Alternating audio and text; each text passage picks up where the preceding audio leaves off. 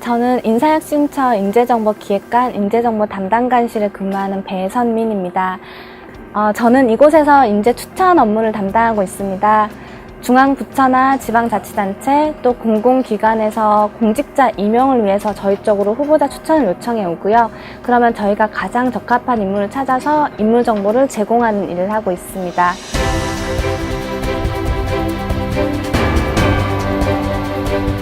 제가 공직자로 삶을 꿈꾸기 시작한 건 좀 특이하게 저기 머나먼 땅 아프리카에서였습니다. 대학교 2학년 때 아프리카 타운십에 방문한 적이 있었는데요.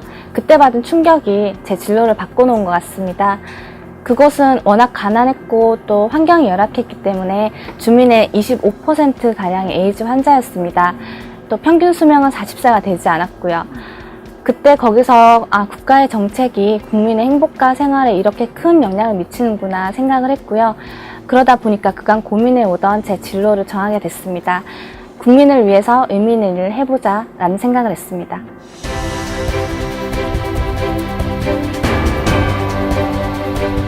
저는 길지 않은 공직생활 동안 다양한 부처에서 근무했었는데요. 공직자라는 직업의 특성상 각 업무마다의 또 보람이 있었습니다. 예를 들어서 제가 고용노동부에서 근로감독관으로 근무할 때는 그동안에 임금을 받지 못한 근로자가 저랑 같이 일을 하면서 임금을 받으시고 고맙다는 전화를 한 통 하셨을 때 굉장한 보람을 느꼈고요. 또 국민권익위원회에서는 행정심판 업무를 담당했었습니다. 행정심판을 통해서 정부의 잘못된 처분을 바로잡고 또 그걸 통해서 국민의 고충을 해결했을 때 큰 보람을 느꼈습니다. 지금 인재정보 담당관실에서 인재 추천하는 일을 하면서 가끔은 어렵게 후보자를 추천할 때가 있습니다. 워낙 소수의 직렬을 추천할 때가 있는데 그때 인재를 추천했고 실제 그 직위에 그 인재가 임용이 되었고 또 거기서 역량을 발휘하고 있다는 얘기를 듣게 되면 그동안의 수고가 잊혀진 만큼의 보람을 느끼게 됩니다.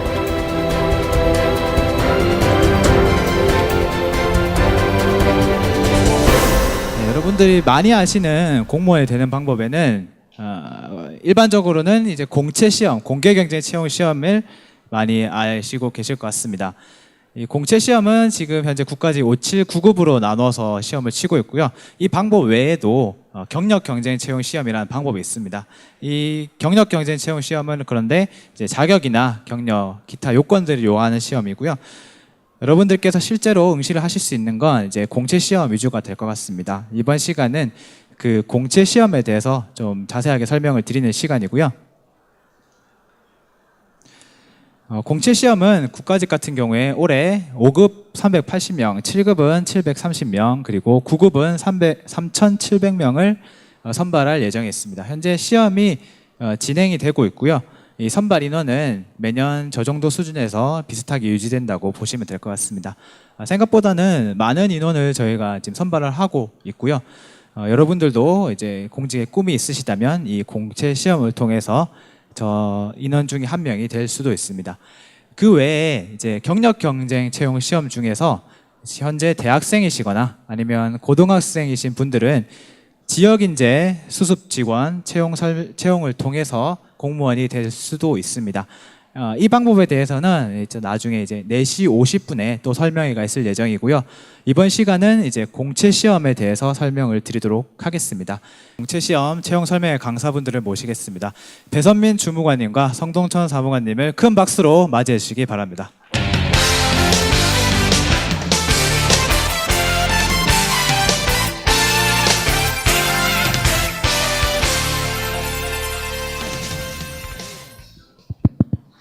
네, 안녕하십니까.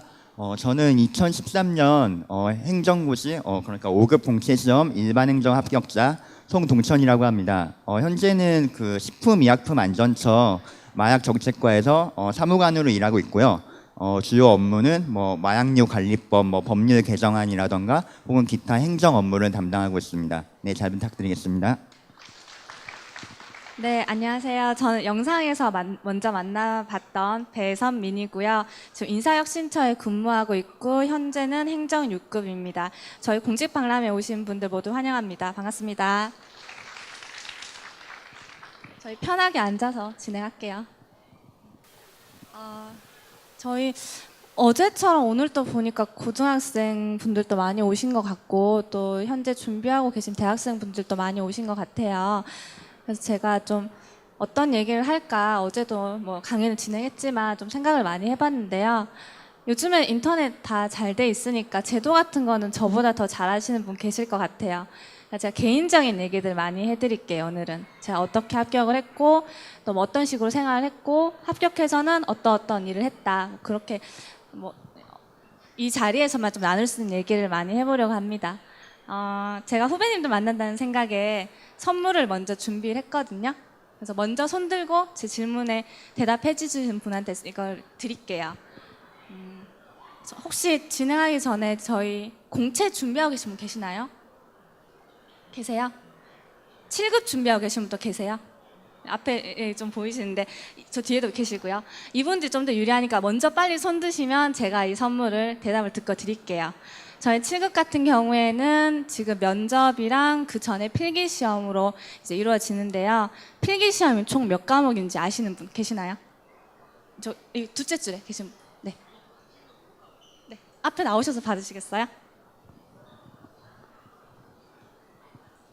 오신 김에 잠깐 얘기. 오늘 누구랑 오셨어요? 저 혼자 왔습니다. 혼자 오셨어요? 예. 준비하신 지 얼마 되셨어요? 저도 준비한 지 한 1년 넘게 하고. 예. 예, 저는 청주에서 왔고 지금 제 직장 다니고 있거든요.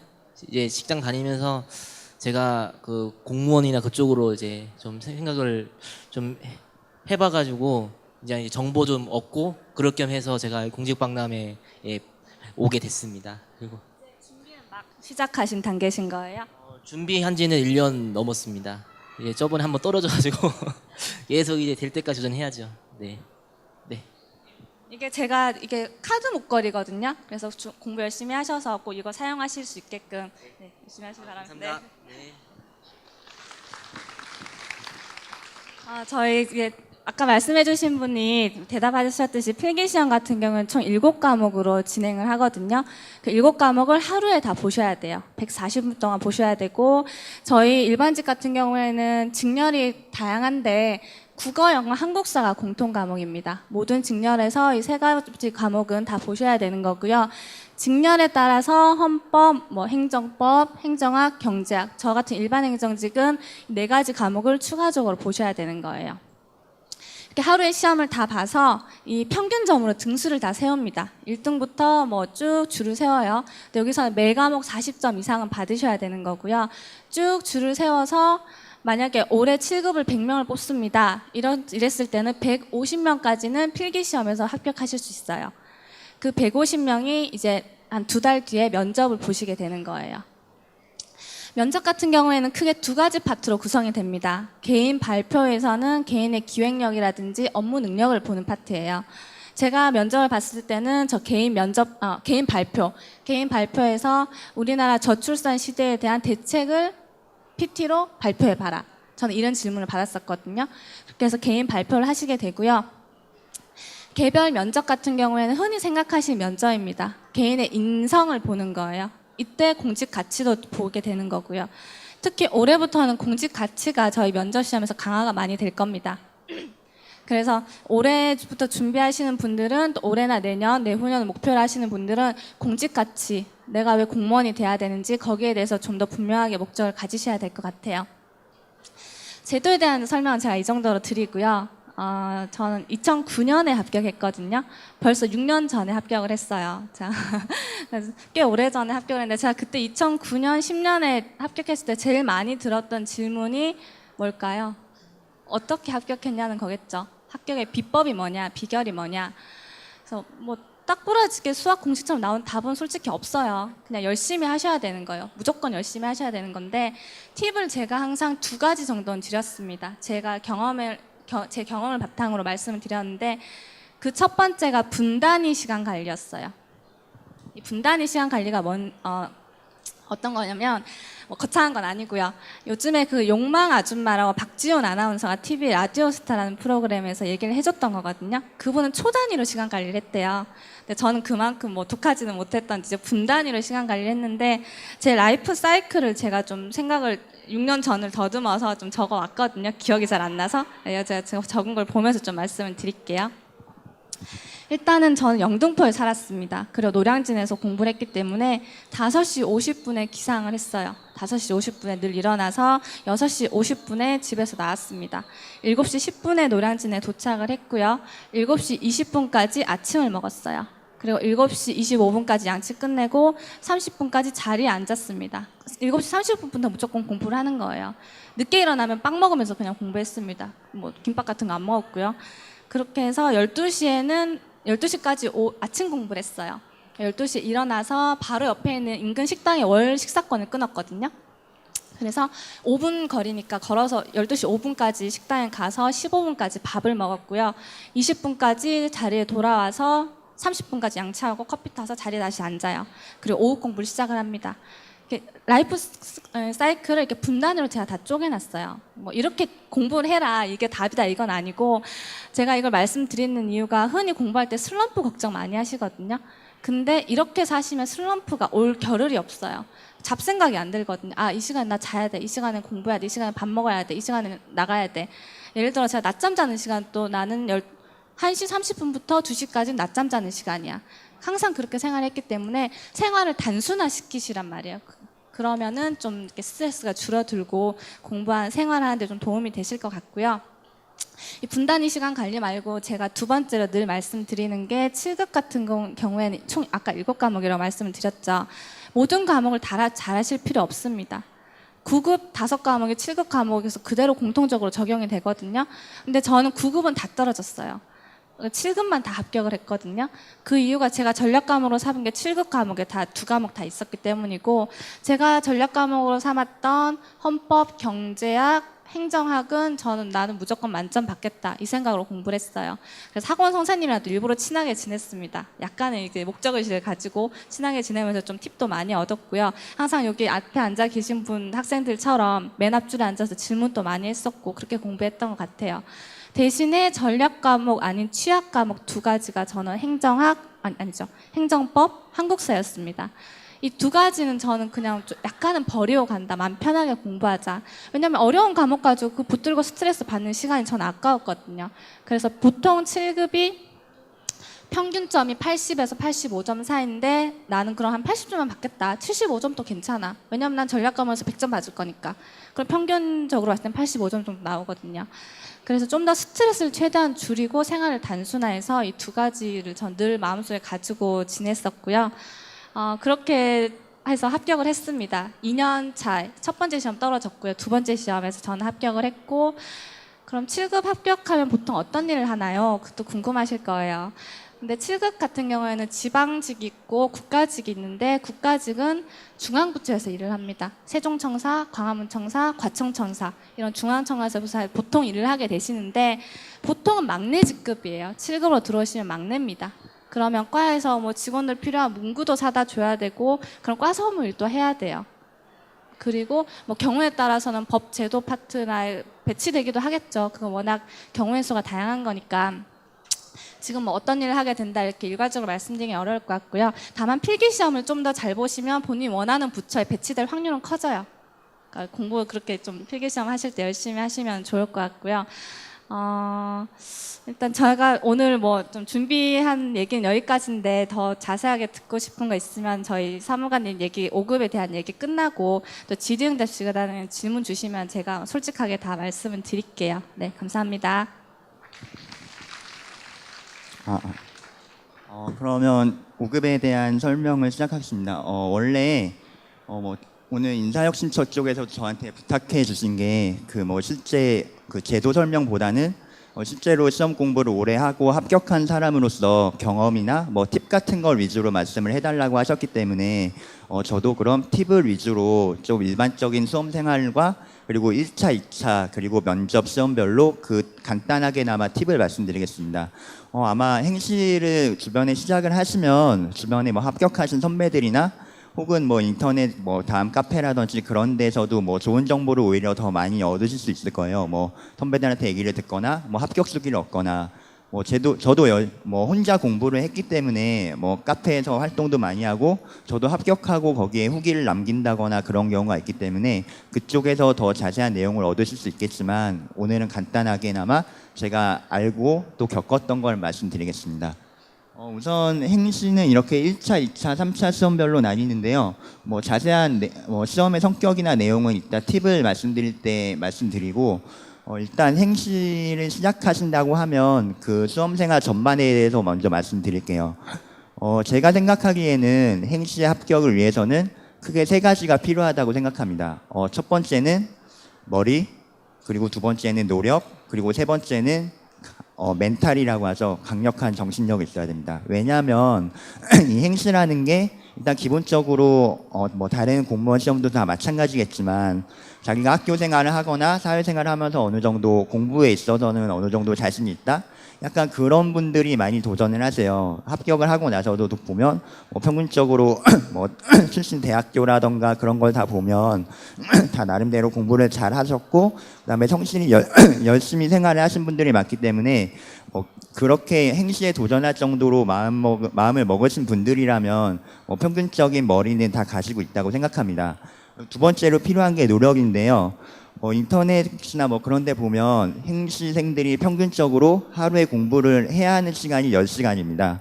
그러니까 뭐 하루에 뭐 4시간 정도 학원을 다니면서 수업을 듣는다고 하면 나머지 6시간 동안 그 학원에서 배운 내용을 예습을 하고 복습을 하고 뭐 자기가 시험지를 써보거나 교과서를 읽거나 그런 시간이 6시간이에요. 그리고 저는 개인적으로 생각하기에는 아주 머리가 좋거나 아주 운이 좋거나 그런 경우가 아니면 합격을 위해서는 기본적으로 채워야 하는 필요량이 있다고 생각을 해요. 대학교를 갈 때도 고등학교 때 3년 내내 공부를 해서 가는 거잖아요. 그렇기 때문에 행정고시라는 것도 최소한 뭐 2년 반에서 3년 동안 하루에 10시간씩 꾸준히 공부를 해야 합격할 수 있는 시험이라고 생각을 하거든요. 그렇기 때문에 행정고시를 하겠다고 마음 먹으신 분들이나 혹시 여기 부모님도 와 계신데 혹시 뭐 자녀분한테 행정고시를 시키겠다 이렇게 마음을 먹으신다면 왜 얘는 첫 번 시험에 안 되지? 혹은 얘는 왜 1년 만에 안 되지? 그런 생각은 하지 마시고 한번 시작을 하면 최소한 2년, 길게는 3년에서 4년 동안 공부를 해야 된다? 그렇게 생각을 하시면 될 것 같아요. 마음을 급하게 먹지 마시고. 저 같은 경우에는 28에 공부를 시작했거든요. 그러니까 정확히 말하면 28에서 29으로 넘어가는 12월 달부터 공부를 시작했어요. 일반적인 남자들은 뭐 군대를 다녀오면 24, 25이고 그때부터 공부를 시작해가지고 3, 4년간 해보고 이제 30이 가까워지면 사기업에 가는 마지노선이구나 이렇게 생각을 하고 더 할지 접을지 고민을 하는 그런 나이인데 저는 그때 공부를 시작을 했어요. 그래서 이제 당연히 첫 번째 시험에서 떨어지고 30이 된 나이에 그래도 나름 취업이 잘 되는 경영학과를 나왔는데 여기서 사기업으로 돌리는 게 낫지 않을까 그것 때문에 또 몇 개월을 고민을 하다가 결국 한 번 시험 보고 떨어지는 건 너무하다 포기하는 건 너무하다 그렇기 때문에 또 공부를 시작해서 그래서 2012년에 2차까지 합격을 했다가 최종 면접에서 떨어졌어요. 그래서 1년을 또 공부했어요. 그래서 2013년에 합격을 한 건데 이렇게 장기적으로 긴 과정이기 때문에 너무 한 번에 빨리 되려고 무리를 하시거나 그러시면 안 되고 예를 들어서 아까 주무관님께서는 뭐 아침 7시 반부터 공부를 시작해서 이렇게 분단위로 스케줄을 한다고 하셨는데 저랑은 완전 반대예요. 저는 어떤 식으로 공부하든 하루에 10시간만 채우면 된다 이렇게 생각을 했기 때문에 뭐 컨디션이 안 좋고 그러면 진짜 밥 먹을 때 점심쯤에 나와서 12시에 공부를 시작해서 밤 11시까지 딴짓 안 하고 공부를 하면 10시간을 채우는 거니까 난 그렇게 공부를 해야지 그러고 12시에 나온 적도 많아요. 그리고 뭐 정 피곤하면 뭐 오늘 하루는 쉬고 뭐 내일 모레 또 공부해서 채우지 막 그렇게 생각을 했기 때문에 이거는 각자 자기한테 맞는 스타일을 찾으셔야 돼요. 이렇게 꼼꼼하게 하는 게 자기의 성격에 맞는 분이 있고 그리고 나는 얽매이지 않고 약간 자유롭게 공부를 하겠다 그런 게 더 자기와 맞으면 그렇게 생각을 하셔야 돼요. 그리고 마지막으로 세 번째로 멘탈이라는 거는 이 공부를 하다 보면 어떤 일이 있을지 몰라요. 저처럼 면접에서 떨어지는 경우가 있을 수도 있고 저보다 늦게 공부한 친구가 제가 스터디를 하면서 제가 분명히 가르쳐주고 그랬는데 저보다 빨리 합격하는 경우도 있어요. 그러면은 뭐 나중에 연수원에 가거나 혹은 뭐 부처에 가서 만나면 그나마 웃으면서 인사를 하지만 합격을 못한 상태에서 그런 뭐 형 나 연수원 들어갔어, 뭐 나 연수원이 힘들어, 뭐 그런 말 들으면 정말 멘탈이 무너지는 경우가 있거든요. 그렇기 때문에 그런 거에 대해서는 신경을 쓰지 마시고 남이 어떻게 공부를 하든 남이 뭐 앞서 가건 전혀 상관이 없는 시험이고 제가 공부를 해야 할 양을 채우고 제가 시험을 봐서 제가 합격하면 되는 시험이에요. 그렇기 때문에 뭐 주변 환경이나 물론 공부를 하다 보면 돈과 시간이 들어가기 때문에 이런 거에 대해서 고민을 할 수도 있는데 일단 하겠다고 마음을 먹으셨으면 한 2년, 3년은 주변을 생각하지 말고 저만 생각하세요. 내가 합격하고 나서 어떻게든 주변의 신세를 갚을 수 있으니까 뭐 이렇게 학원비를 쓰거나 뭐 신림동에서 생활할 때 생활비를 쓰거나 그거에 대해서는 어차피 그때 고민을 해도 현실적으로 아무런 해결책이 없고 최대한 빨리 합격을 해서 나가는 게 가장 좋은 해결책이니까 그런 거에 대해서 신경을 쓰지 마시고 이렇게 세 가지를 갖추셨으면 좋겠고요. 그 다음에 이제 궁금해하실 팁을 말씀드릴 텐데 이 1차 시험이라는 게 사실 삐셋으로 바뀐 지가 이제 10년 정도가 됐는데 저한테 뭐 평소에 뭐 물으시거나 그런 분들이 제일 질문이 많은 부분이 1차 시험이에요. 왜냐하면 제가 보기에 다른 시험에 비해서 1차 시험이라는 게 노력을 안 하고 붙는 사람의 비율과 아무리 노력을 해도 안 되는 사람의 비율이 굉장히 높은 시험이에요. 그렇기 때문에 뭐 행실차를 나는 이거 행실차만 몇 년을 했는데 결국 1차에 한 번도 못 붙고 뭐 몇 년 만에 그만둔다 이런 분도 있고 예를 들어 뉴스에도 나오는데 장학금 헌터라고 나오죠. 뭐 특정 대학교에서 행실차를 붙으면 장학금을 준다더라. 그래가지고 뭐 의대생들이나 치대생들이 와서 그냥 1차를 쓱 붙어버리고 가는 경우도 있고 그래가지고 굉장히 말이 많은데 1차의 경우에는 제가 드리고 싶은 말씀은 처음 시작할 때 기본서 같은 걸로 공부를 하시면 이렇게 문제를 많이 풀다 보면 자기가 강한 유형이랑 약한 유형이 있어요.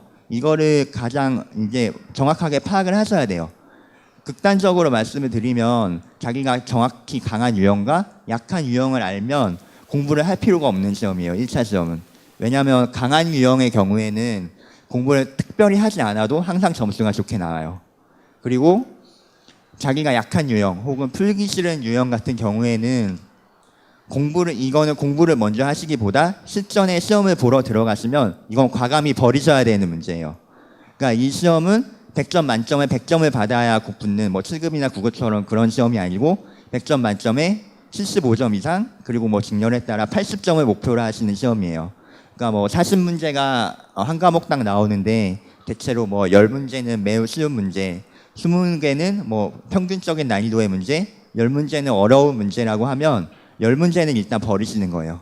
그리고 쉬운 문제랑 평균적인 문제를 최대한 빨리 풀고 그리고도 그래서 이제 75점 이상을 확보하고 그리고 남은 문제에 이제 자기의 모든 역량을 투자하거나 혹은 시간이 모자르면 뭐 객관식이니까 다 찍어서 플러스 몇 문제를 맞아서 합격을 하실 생각을 하시는 거예요. 그렇기 때문에 이거를 그러니까 뭐 타고난 사람의 경우에는 특별히 공부를 많이 하지 않아도 모든 문제를 다 풀 수 있고 그렇지만 저같이 평범하거나 혹은 어려움을 느끼시는 경우는 우선 다른 것보다는 자기가 어떤 문제에 강하고 어떤 문제에 약하다 이런 걸 확실히 파악을 하셔가지고 자기가 실전에 들어갔을 때 이 문제는 풀어야지 그리고 이 문제는 풀지 말고 일단 넘기고 나중에 해야지 이거를 실전에 들어갔으면 문제를 보는 순간 즉시 판단이 되셔야 돼요. 쓸데없이 이렇게 자기가 쉬워 보여서 문제를 풀었는데 이게 문제당 한 2분 정도에 풀어야 되거든요. 합격을 위해서는. 근데 이 문제를 쉽다고 자기가 판단을 못하고 들어갔는데 5분씩 풀다가 결국 틀리면은 이거는 단순히 한 문제를 틀리는 게 아니라 다른 2분에 풀 수 있는 나머지 2문제까지 다 틀리는 거기 때문에 이거는 공부를 하시면서 그 기본서를 보시면 요즘에는 많이 시간이 오래 지났기 때문에 유형이나 그런 게 되게 학원 강사분들의 문제집도 충실하게 되어 있어요. 그렇기 때문에 이거는 우선 자신의 약점이랑 강점을 파악하시는 게 제일 중요하고 2차 시험의 경우에는 제가 일반 행정이기 때문에 그 재경이랑 겹치는 과목 경제학, 행정법, 행정학에 대해서만 간단히 말씀드릴게요. 경제학의 경우에는 크게 미시경제학이랑 거시경제학으로 나뉘는데요. 미시경제학의 경우에는 기초 이론은 빨리 보시고 그리고 되도록이면 다양한 문제를 많이 푸셔야 돼요. 미시경제학의 경우에는 어떤 말로 쓴다기보다는 수식을 적용해서 계산을 하고 그래프를 그리는 경우가 많기 때문에 이 경우에는 문제 유형이 낯설어서 당황하게 되면 전혀 못 쓰는 경우가 많이 나오거든요. 그렇기 때문에 이런 경우에는 미시경제학의 경우에는 최대한 다양한 문제를 풀어서 실전에 어떤 문제가 나와도 당황하지 않도록 하시는 게 중요하고, 기본적으로 미시경제학의 경우에는 어떤 문제든 극대화랑 극소화를 묻는 거라는 걸 다 기억을 하시고, 어떻게 하면 가장 이익을 볼까, 어떻게 하면 비용이 가장 적게 들까, 이런 문제라는 걸 확실히 파악을 하셔야 되고, 거시의 경우에는 기본 이론에 많이 충실하셔야 돼요. 보시면은 뭐 케인즈학파라던가 뭐 자유주의학파라던가 뭐 이렇게 다양하게 나올 텐데, 저도 이제 시험 지가 오래돼서 많이 잊어버렸는데, 그 경우에는 기본 문제를 보시고 이 문제는 어떤 모형을 적용해서 풀어야겠다, 이것만 알아도 점수가 많이 깎이거나 그러는 일은 없어요. 그렇기 때문에 거시경제학의 경우에는 기본 이론을 충분히 숙지하시고, 문제가 나올 때마다 이거에 대해서는 뭐 그걸 뭐 100점짜리 50점짜리 꼼꼼히 풀지 않더라도 이 문제는 이런 모형이 적용되겠구나, 시간이 나중에 공부할 때 없게 되시면 이렇게 모든 문제를 풀기는 어렵거든요. 그러니까 나중에 수험생활 도중에 거시경제학을 공부하실 때는 이런 문제는 이런 모형을 풀어서 대충 이런 과정을 풀어서 답안을 도출하면 되겠구나, 그런 생각으로 보시고 답안을 확인하시고 그렇게 넘어가면 돼요. 그리고 행정법은 제가 이렇게 주변에 뭐 시험 준비하시는 분들 질문을 많이 듣는데, 법 공부를 전혀 안 하신 분이 약간 행정법을 어려워하세요. 뭐 행정법 강의를 할 때 뭐 리걸 마인드가, 뭐 법적인 마인드가 있어야 된다, 그렇게 말씀을 하시는데, 법적인 마인드가 약간 애매하긴 한데, 그냥 제 생각에는 법적인 마인드라고 하면 이런 행정법 문제는 다 판례가 나오거든요. 그러니까 실제로 대법원까지 가서 판결이 나서, 대법원의 판결이 나서 이제 그 판결 자체에 대해서는 이견이 없는 상태의 문제가 나와요. 뭐 그 대법원의 판결이 옳고 그른가, 혹은 뭐 그런 문제를 그런 걸 묻기도 하는데, 일단 판례가 확실히 나와 있는 문제를 묻기 때문에 일단 공부를 할 때는 주요 논점에 따라서 판례는 확실히 아셔야 되고, 그리고 조금 더 재미있게 공부를 하는 방법이라면 자기가 그 판례의 주인공이라고 생각하고, 내가 판례에서 이렇게 뭐 과태료를 내야 되는 사람이라던가, 혹은 제가 과태료라 행정벌을 져야 되는 공무원이라던가, 그런 입장에서 생각을 하셔가지고 제가 이 법조항을 적용하면 어떤 부분에서 상대가 이런 주장을 할까, 어떻게 빠져나가려고 할까, 약간 이런 측면에서 자기가 변호사가 된 것처럼 생각을 하시면 그나마 좀 접근을 하기가 쉽고, 아마 그런 게 리걸 마인드라고 생각을 해요. 왜냐하면 그 강의를 하시는 분들도 다 사법고시에 합격하신 변호사 분들이기 때문에 다 그런 관점에서 얘기를 해주시고, 행정학의 경우에는 사실 말씀드리기가 어려운 게, 이게 공부를 하면 할수록 오히려 점수가 떨어지는 사람이 많아요. 저도 최초에 2차 시험을 보고 합격하고 행정학을 봤을 때 점수가 똑같아요. 합격을 했을 때 점수랑 진짜 공부를 처음 시작했을 때 점수랑 똑같아요. 그렇기 때문에 이거는 사실 제가 뭐라고 함부로 말씀드리기가 어려운데, 행정학 같은 경우에는 제가 보기에는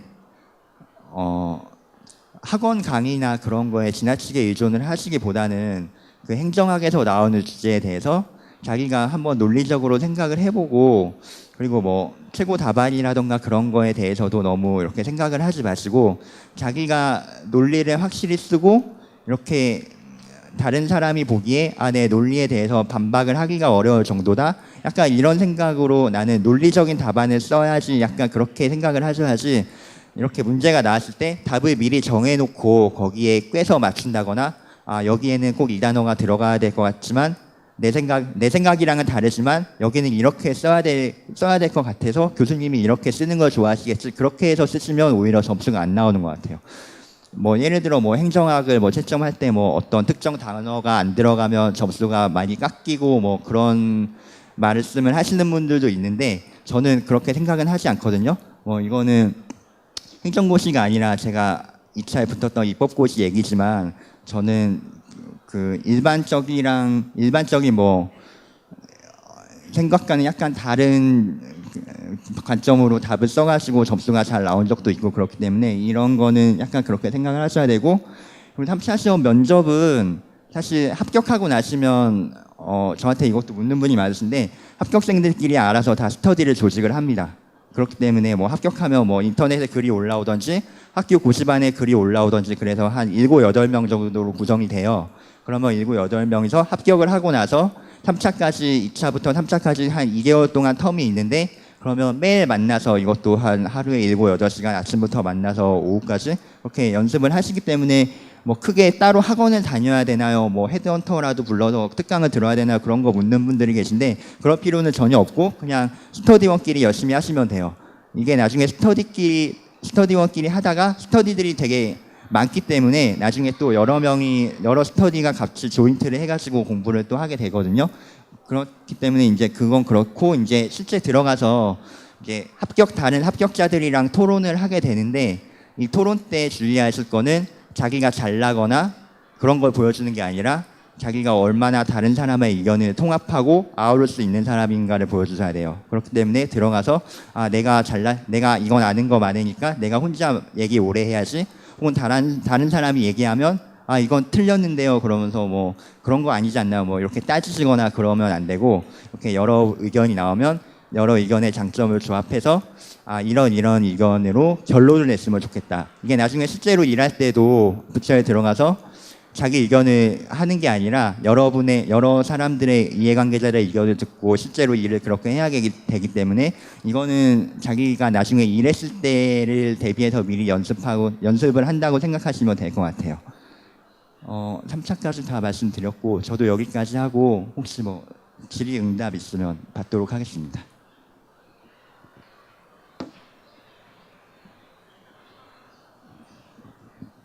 질문 없으신가요? 7급이라도 5급 상관없는데. 별다른 질문 없으신가요? 저쪽에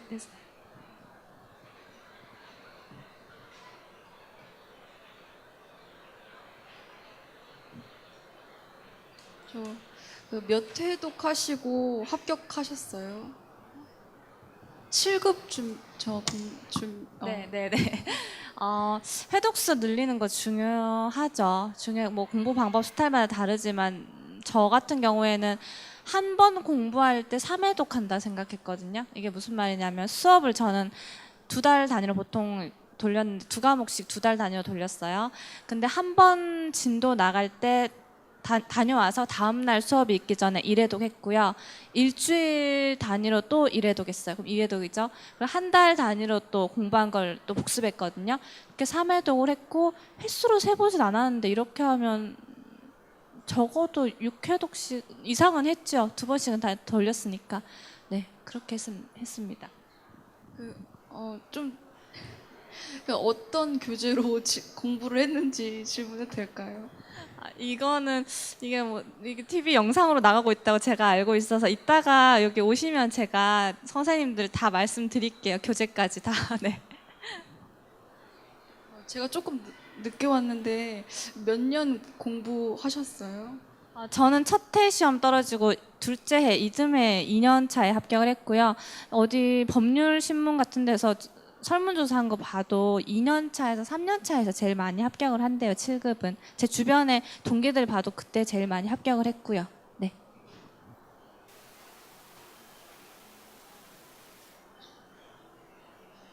일하시면서 주로 어떤 일을 하시는지. 아까도 살짝 제가 말씀드리겠는데 처음에 가면은 조금 생각한 거랑 다를 수 있어요. 솔직한 말로. 7급으로 들어와서 뭔가 이렇게 큰 일을 할 것 같았는데 처음에 막내거든요. 중앙부처에서는. 그래서 처음에 과 살림살 일부터 시작을 했어요. 근데 안 그런 동기들도 있습니다. 바로 그냥 사업 집행하는 데 가서 법 제도를 이렇게 뭐 도와드리는 일을 하기도 했고 그거는 워낙 다양해요. 근데 일반적으로는 근데 서무라고 하는 막내 일부터 시작을 합니다. 네.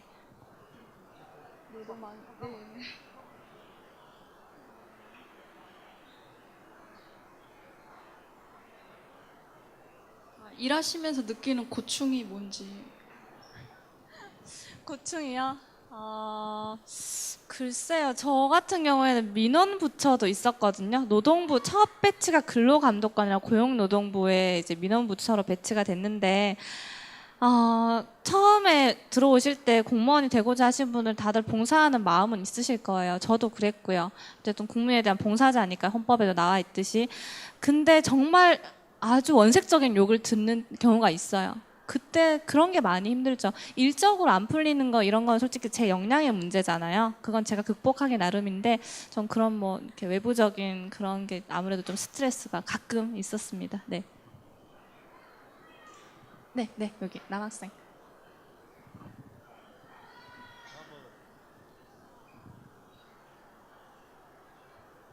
네, 저 5급 행정고시 선택 과목 할 때 어떤 점을 생각하시면서 선택하셨는지. 선택 과목은 보면은 대부분은 예를 들어서 해마다 유행이 있는 것 같아요. 어느 해는 그러니까 점수가 나오다 보면 어느 해는 점수가 여기가 잘 나왔더더라, 어느 때는 이 과목이 잘 나왔더더라. 그래서 대충 많이 선택하는 과목이 있으신데 저의 경우에는 처음부터 정책학을 골랐고 끝까지 계속 그걸 했거든요.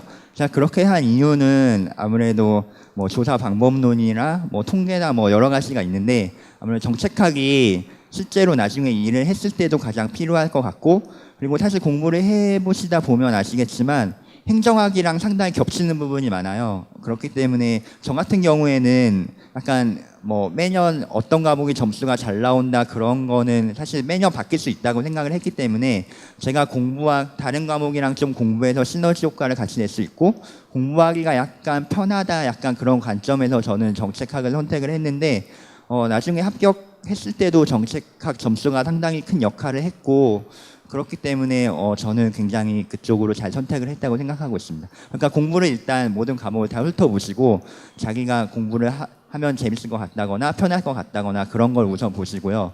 그리고 웬만하면 어느 과목이 점수가 잘 나온다더라 그런 소문을 듣고 하시는 건 아닌 것 같아요. 왜냐하면 그렇게 하시면 또 다음에는 또 사람들이 다 그쪽으로 몰려가지고 이렇게 사람이 많으면 또 점수가 평균적으로 떨어지는 경향이 있거든요. 그렇기 때문에 선택 과목을 고르실 때는 약간 자기가 공부하기가 편하고 그리고 약간 자기가 나중에 공직에 올라갔을 때 도움이 될 것 같은 과목을 고르시는 게 좋을 것 같아요.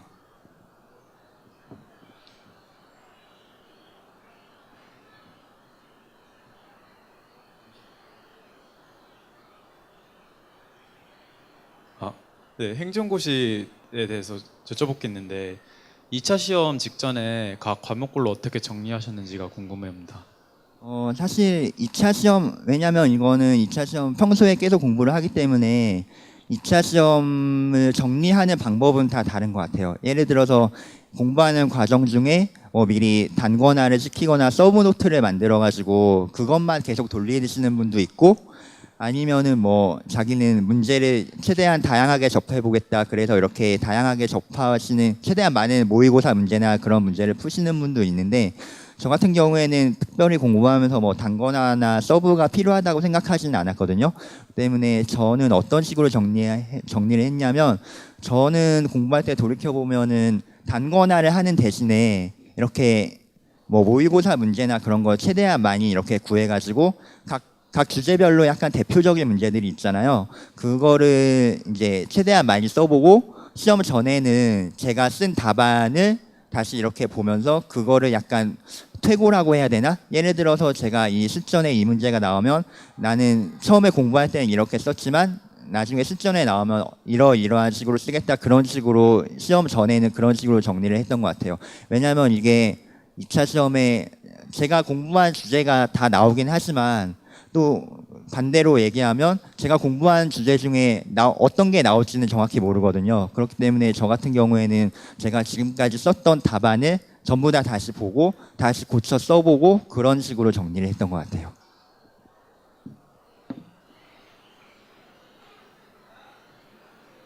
네, 제가 궁금한 게 있는데 혹시 7급, 5급 두 분 다 업무 강도가 어떠신지 알고 싶고요.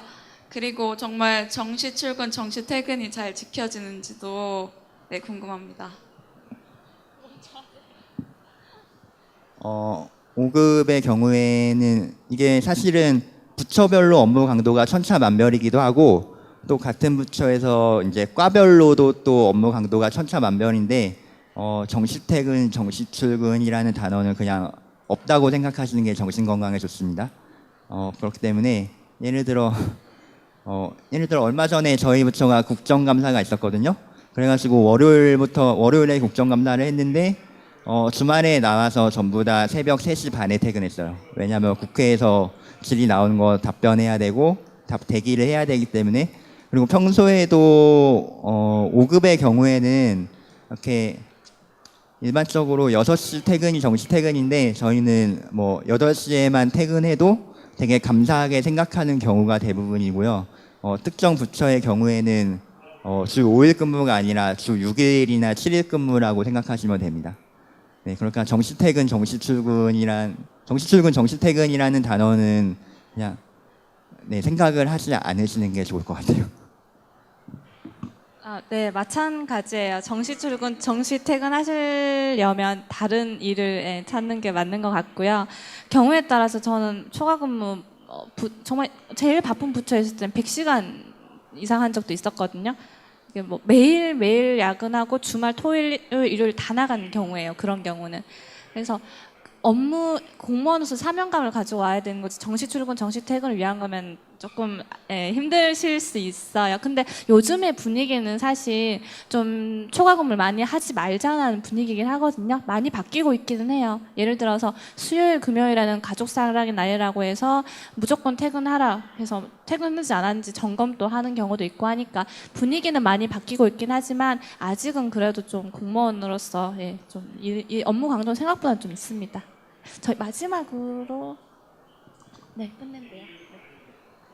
네, 저희 시간 관계상 이제 질문 여기까지 받고요. 더 궁금하신 사안 있으면 개인적으로 또 옆으로 찾아오시면 다 말씀드릴게요. 오늘 관람 잘 하시고요. 네, 감사합니다. 네, 수고해주신 두 분께 다시 한번 큰 박수 부탁드리겠습니다.